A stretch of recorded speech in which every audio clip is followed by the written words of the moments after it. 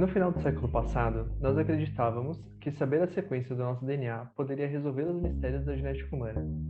Finalmente, entenderíamos a complexidade do que é o ser humano. Por isso, o projeto Genoma Humano, que aconteceu nos anos 90 e início dos anos 2000, tinha como objetivo obter a sequência completa do nosso genoma humano, ou seja, quantas eram e qual a ordem das letras A, T, C e G do nosso DNA. Naquela época, acreditava-se que, primeiro, quanto mais complexo o organismo, mais genes ele teria. E segundo, que o número de genes seria proporcional ao número de proteínas de um organismo. Quanto mais genes, mais proteínas, certo? Essas hipóteses pareciam fazer sentido, mas não se confirmaram. Hoje, são conhecidas pouco mais de 75.500 proteínas humanas, mas sabe-se também que o genoma humano tem cerca de 20.500 genes que codificam proteínas e outros 24.000 genes não codificadores, que são os que contêm instruções para a síntese de RNAs que irão desempenhar algum outro papel na célula, mas não serão utilizados para a produção da proteína. Mas a explicação disso fica para outro vídeo. Se os genes contêm as informações para fazer as proteínas, como é possível termos mais proteínas do que genes? E por que o número de genes não parece ter relação com a complexidade do organismo? É sobre isso que vou tratar nesse vídeo. Meu nome é Felipe Vasconcelos, sou pesquisador da área de genética e vou te contar sobre os fatores biológicos que explicam essas perguntas. Como foi falado no vídeo anterior, processos como o splice do RNA e modificações pós-traducionais das proteínas estão envolvidos. Não lembra o que são ou não assistiu o vídeo anterior? Dá uma pausa aqui, assiste antes de continuar, que vai ficar mais fácil de entender esse vídeo. Retomando o exemplo da insulina, perceba que após a tradução ocorrem modificações na proteína inicial pré-insulina com a remoção de dois pedaços. Um deles é na verdade o peptídeo C, ou seja, o resultado dessas modificações pós-traducionais é a produção da insulina e mais o peptídeo C. A insulina é responsável pela redução da glicemia, que é a quantidade de açúcar no sangue.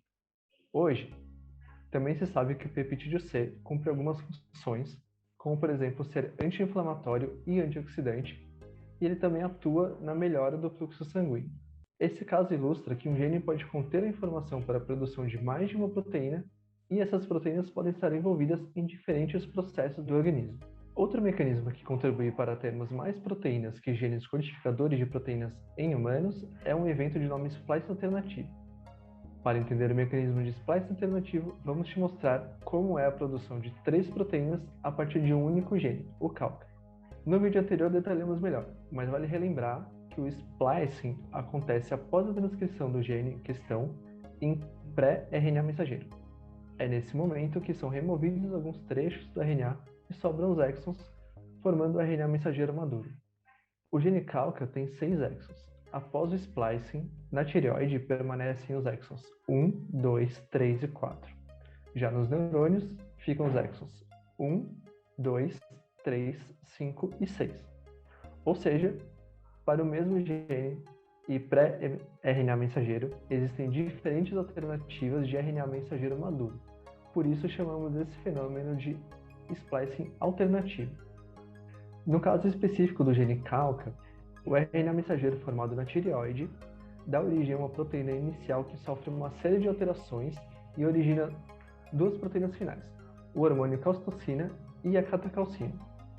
Já o RNA mensageiro formado em neurônios dá origem a uma proteína inicial que também sofre alterações, mas produz apenas a proteína CGRP.